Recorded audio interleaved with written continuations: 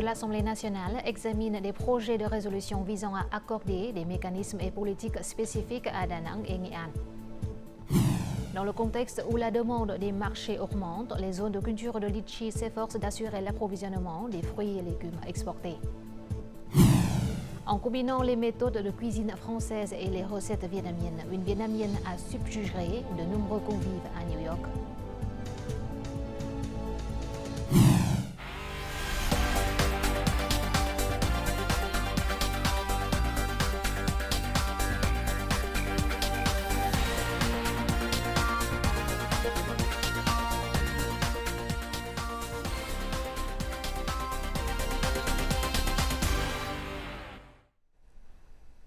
Mesdames et messieurs, bonjour. Merci d'être avec nous dans cette nouvelle édition du journal francophone.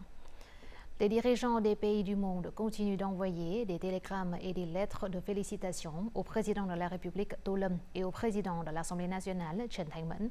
Parmi eux, le roi de Thaïlande, le président de la République de Corée, le secrétaire général de l'ASEAN, le prince héritier et premier ministre du Royaume d'Arabie Saoudite, le premier ministre du Bangladesh, les présidents de Biélorussie, de Hongrie, de Finlande, de Turquie, d'Ouzbékistan, du Timor-Leste et de la Slovaquie.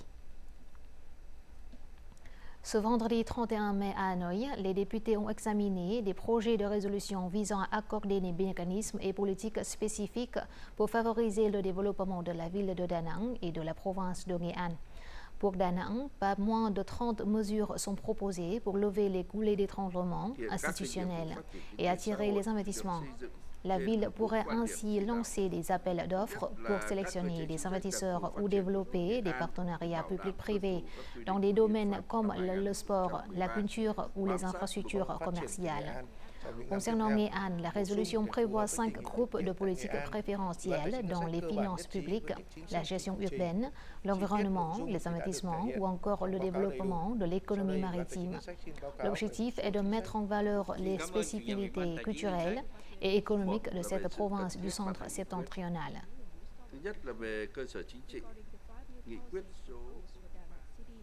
Ce vendredi, le Premier ministre Phạm Minh Chính a rendu visite et offert des cadeaux aux enfants du Centre de soins des enfants handicapés de Hanoï.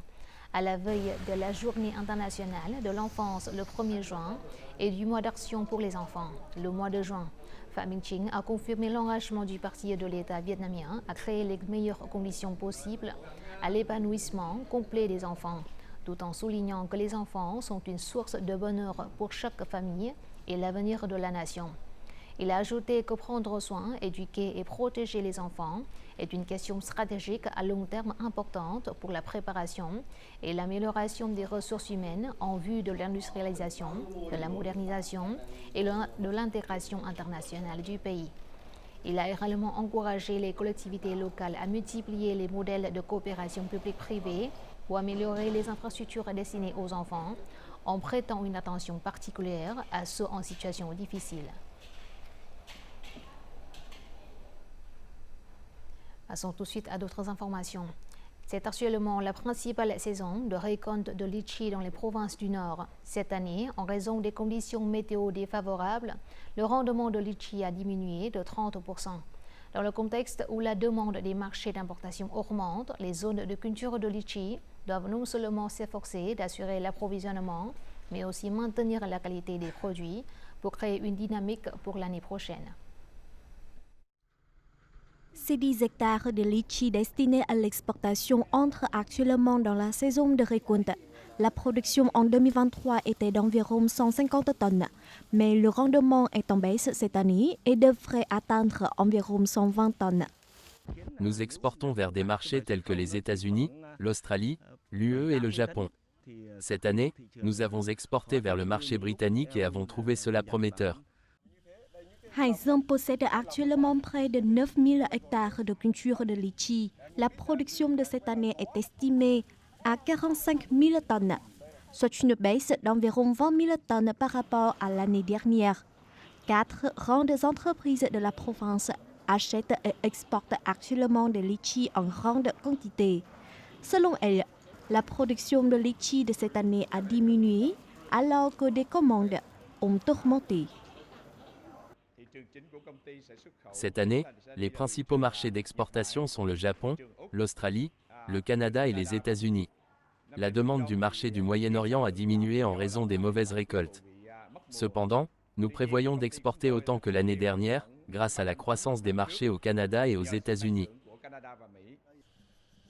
Selon le service de l'agriculture et du développement rural de Hải Dương, la province compte 52 zones certifiées pour la production selon les normes Vietgap et Globogap et 198 codes de zones de culture répondant aux normes de sécurité alimentaire des marchés d'exportation. Le marché japonais est très exigeant, notamment en ce qui concerne la sécurité alimentaire et le goût des litchis. L'année dernière, nous nous sommes rendus directement dans la zone de culture, nous sommes donc confiants de présenter les litchis aux consommateurs. Cette année, nous prévoyons d'acheter 30 tonnes, soit une augmentation de 120% par rapport à l'année dernière.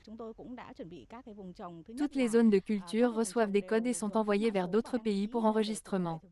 Nous surveillons également de près ces zones pour assurer qu'elles respectent les normes d'exportation. Selon un représentant du service de l'agriculture et du développement rural de Hải Dương, sur la production totale attendue de 45 000 tonnes, environ 7 000 tonnes seront exportées vers le Japon, les États-Unis, l'Australie et l'Europe. De plus, 10 000 tonnes seront exportées vers la Chine. Au cours des 5 premiers mois de cette année, les exportations et la consommation se sont redressées positivement. En outre, l'attraction des investissements directs étrangers a grandement contribué à la croissance économique. Depuis le début de l'année, le Vietnam a attiré plus de 11 milliards de dollars.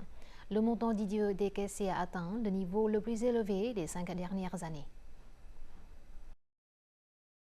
Le capital mis en œuvre des projets d'investissement étrangers au cours des 5 derniers mois a atteint 8,25 milliards de dollars, soit une augmentation de 7,8% sur la même période. Ce résultat confirme l'attractivité de l'environnement d'investissement du Vietnam et constitue une source abondante de devises pour l'économie. Depuis le début de l'année, les investisseurs étrangers ont investi dans 47 provinces et villes du pays. La province de Bà Rịa Vũng Tàu a reçu le plus de capitaux, suivi de Hanoï, Bắc Ninh, Ho Chi Minh Ville et Đồng Nai. Les investissements étrangers se concentrent fortement sur les localités dotées de bonnes infrastructures, de ressources humaines stables, d'efforts de réforme administrative et d'un dynamisme dans la promotion des investissements. Ces éléments sont considérés comme de grands avantages pour attirer les investissements. Récemment, la province a mis en œuvre des tâches visant à améliorer l'environnement des investissements et des affaires et à renforcer les indicateurs de réforme associés aux facteurs culturels.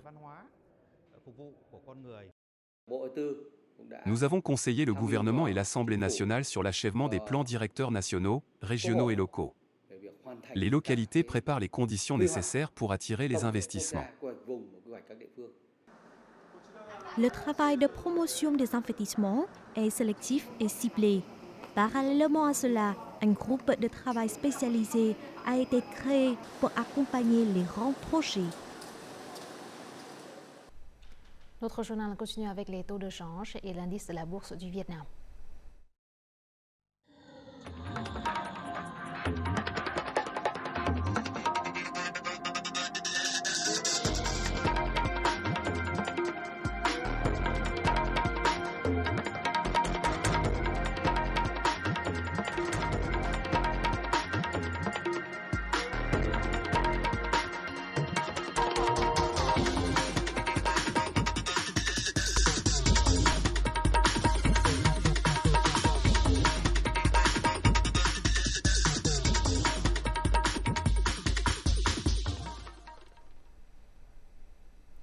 « 47 projets ont reçu le prix vietnamien de l'innovation scientifique et technologique.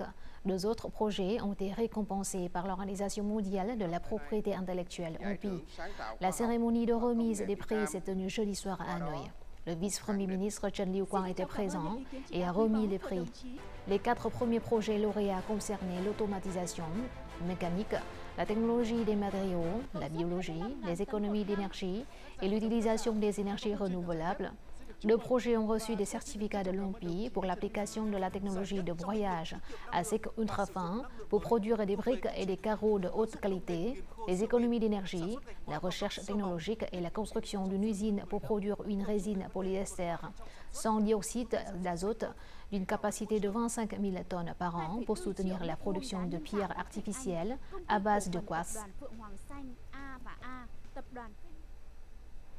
Ces dernières années, les villages, hameaux et communes intelligents sont devenus une initiative pionnière de l'édification du modèle de nouvelle ruralité.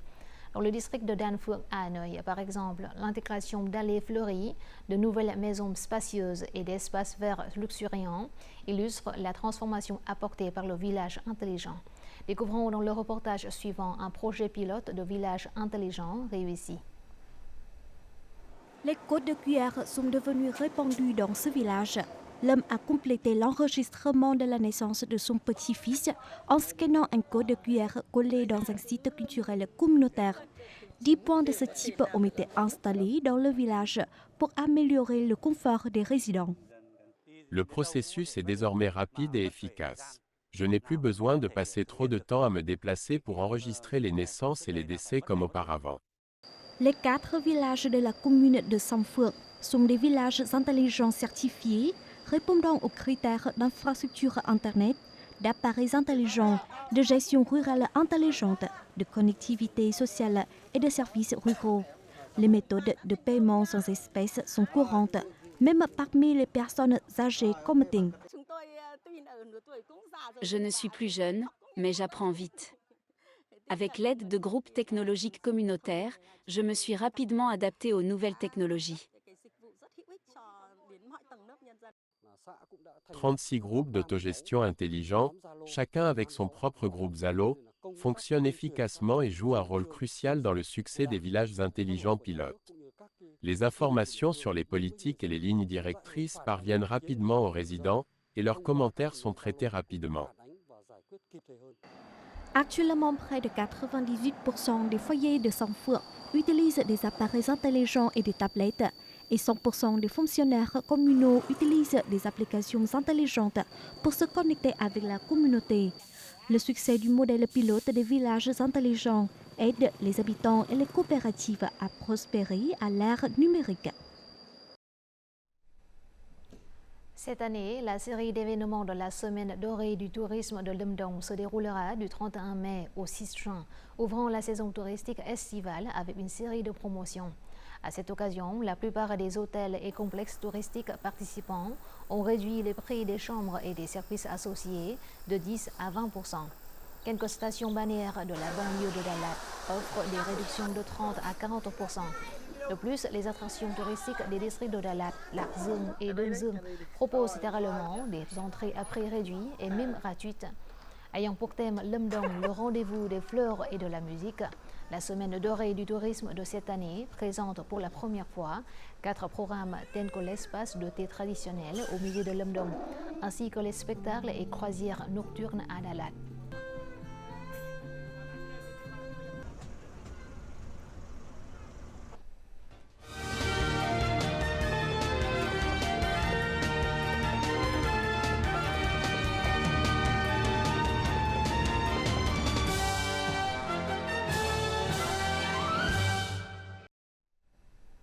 Découvrons tout de suite le condensé des faits marquants de la semaine écoulée.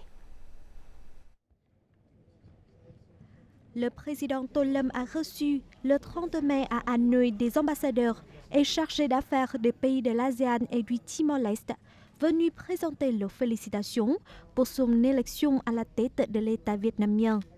Les diplomates ont salué le rôle crucial du Vietnam dans le renforcement de l'Union et du rôle central de l'ASEAN, ainsi que dans l'élaboration de la vision de la communauté de l'ASEAN au-delà de 2025, au cours de ses près de 30 ans d'adhésion à l'ASEAN. Le président Tolum, pour sa part, a souhaité que ces diplomates jouent le rôle de passerelle pour promouvoir les relations entre le Vietnam et les autres pays de l'Asie du Sud-Est. Mercredi 29 mai, le Premier ministre Pham Minh Chinh a eu un entretien téléphonique avec son homologue singapourien, Lawrence Wong, à l'occasion de son accession au poste de chef du gouvernement de Singapour. Les deux dirigeants ont salué le développement de la coopération bilatérale dans tous les domaines, notamment économiques. Lawrence Wong, de son côté, a déclaré que Singapour souhaitait œuvrer avec le Vietnam pour mettre en œuvre l'accord cadre sur la connexion des deux économies et le partenariat pour une économie verte et une économie numérique. Le Premier ministre Pham Minh Chinh a accueilli le 27 mai Manuela Ferro, vice-présidente de la Banque mondiale en visite au Vietnam. Le chef du gouvernement a salué la proposition de la Banque mondiale d'accorder au Vietnam un prêt de plus de 11 milliards de dollars au cours des 5 prochaines années, axé sur des secteurs tels que les infrastructures de grande envergure, l'énergie et l'agriculture. De son côté, Manuela Ferro a réaffirmé que la Banque mondiale soutiendra le Vietnam dans la réalisation des objectifs de développement jusqu'en 2030 et même jusqu'en 2050, à travers des initiatives et des projets concrets. Le département des opérations de maintien de la paix du Vietnam relevant du ministère de la Défense a célébré lundi 27 mai le 10e anniversaire de sa journée traditionnelle. À cette occasion, le département a reçu l'ordre de défense de la patrie de 3e classe. Au cours des 10 dernières années, le Vietnam a envoyé plus de 800 officiers et soldats aux opérations de maintien de la paix de l'ONU.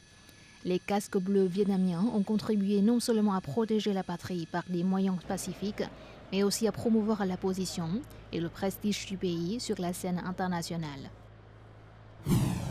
Le 27 mai, la Banque d'État du Vietnam a publié un avis annonçant qu'elle ajusterait son plan de stabilisation du marché de l'or.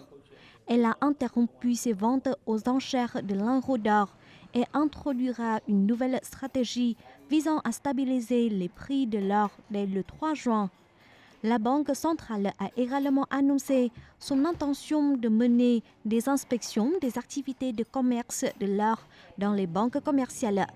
L'accent sera mis sur la transaction réalisée entre le 1er janvier 2020 et le 15 mai 2024, avec la possibilité de prolonger l'enquête au-delà de cette période si cela est jugé nécessaire. Pour la première fois dans l'histoire, la consommation d'électricité en une journée dans l'ensemble du pays a atteint un nouveau record d'1 milliard de kilowattheures.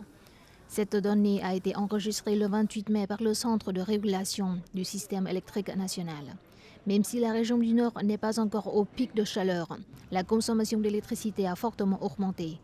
Cela fera augmenter la pression sur l'approvisionnement en électricité cette année. L'industrie électrique souhaite que les particuliers et les entreprises utilisent l'électricité de manière économique, en particulier aux heures de pointe de midi et du soir. Le mois d'action pour les enfants 2024 a été lancé le 29 mai dans la ville de Cần Thơ du delta du Mekong. Avec pour thème Action pratique, donner la priorité aux enfants. Le mois d'action pour les enfants 2024 aura lieu du 1er au 30 juin. L'objectif est de sensibiliser à la mise en œuvre de la directive numéro 28 du Politburo sur le renforcement de la prise en charge de l'éducation et de la protection des enfants. Dans le même temps, toutes les localités et tous les secteurs sont appelés à résoudre de manière proactive les problèmes liés aux enfants.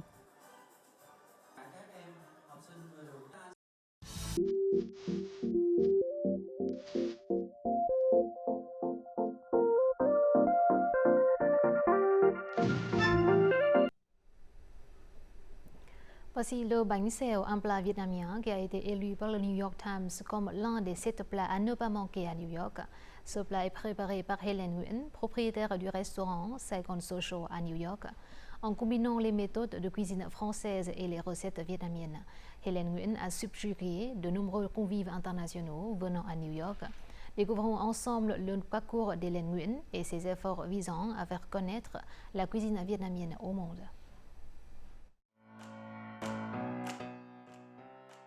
Le bánh bèo parmi les 7 meilleurs plats de New York en 2022, un menu riche et unique de plats vietnamiens. Le restaurant Saigon Sauce s'est fait un nom dans les articles de New York Times. Du régulier frit au poisson grillé, en passant par la soupe de nouilles au crabe et le riz brisé au beurre grillé, les plats traditionnels vietnamiens sont proposés aux clients new-yorkais. Née au Vietnam et ayant grandi en Californie et à Seattle, Hélène Nguyen a toujours eu une passion pour la nourriture vietnamienne. Bien qu'entourée de saveurs américaines et formée à la cuisine française classique, elle s'est efforcée de combiner les techniques de cuisine occidentale avec les ingrédients vietnamiens. Le succès de son restaurant Saigon Sauce en est une preuve. De l'enfance à l'âge adulte, ma mère m'a beaucoup inspirée.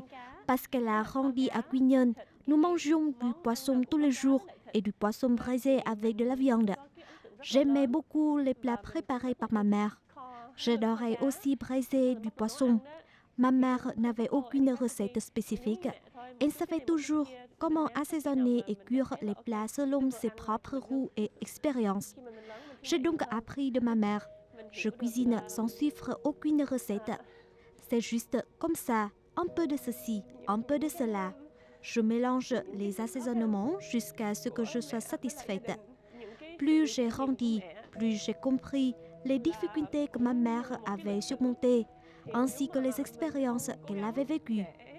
Donc tout ce que je fais est d'aider à préserver et à valoriser cette histoire de la cuisine vietnamienne pour qu'elle ne se perde pas. En 2016, j'ai cherché environ 20 emplacements et après un an, j'ai trouvé cet endroit pour ouvrir mon restaurant. La cuisine vietnamienne est très simple, mais j'ai utilisé les méthodes de cuisson des Français ou d'autres pays pour préparer de nouveaux plats. C'est ainsi que je m'attache à mon origine vietnamienne. Sur mon menu, il y a un plat qui ressemble au hamburger américain, mais j'y mets du pâté, des cornichons, du piment et de la coriandre. Ainsi, les convives seront étonnés de voir à quel point les saveurs de ce plat ressemblent à celles du bánh mì vietnamien. Ma façon de cuisine parle de qui je suis en tant que personne et en tant que cuisinier.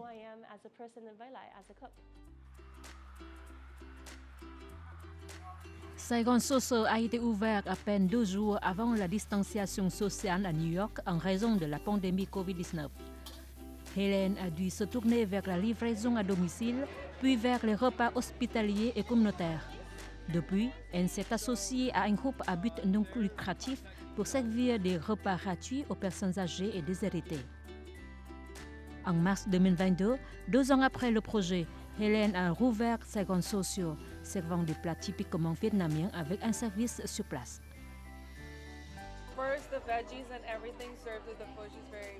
Je suis heureuse de revenir. Le fait qu'elle ait fait un si bon travail depuis le Covid-19 est incroyable, comme nourrir les personnes âgées du quartier. J'aime les plats qui y sont servis, les saveurs, le goût, tout est formidable. Les légumes et tous les ingrédients sont très frais. Ce restaurant propose bien plus de plats vietnamiens que le pho ou le banh mi traditionnel. Je peux essayer des plats uniques que je n'avais jamais mangés auparavant. C'est très délicieux.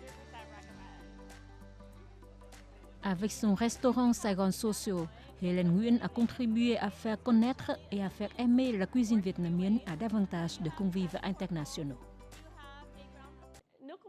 Quand je visite les restaurants vietnamiens, je trouve des menus similaires.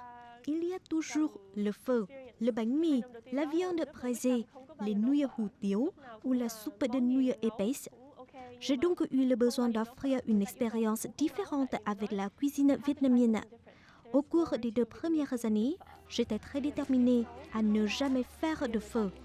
Tous les plats étaient bons, mais j'ai refusé de faire du pho, même si les clients le demandaient.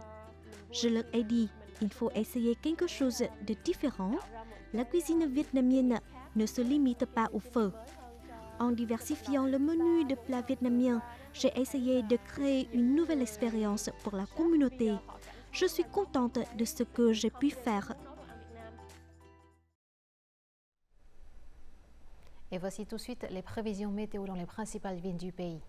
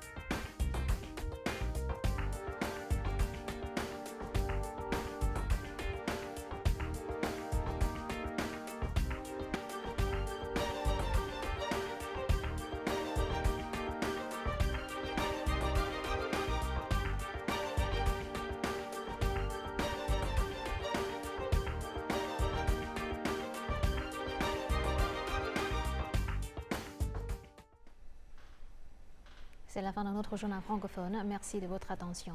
Au revoir et à la prochaine.